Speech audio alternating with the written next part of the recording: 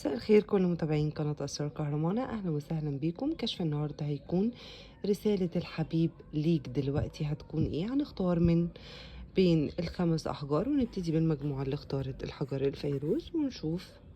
أشعر بالضياع بدونك، شكرا. اللي اختاروا الحجر البني: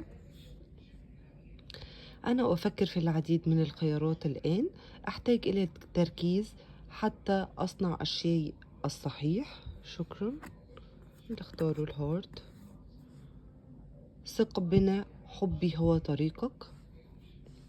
اللي اختاروا العين الزرقاء: أحاول أن أبحث عنك في الآخرين ولكنك فريد من نوعك. اللي اختاروا الكريستالة: أشعر بالغيرة منك. شكرا للي كانوا معايا في القراءة دي، مستنية منكم اللايك والشير والسبسكرايب ونفعل الجرس عشان كل ما انزل حاجة تشوفوها. شكرا.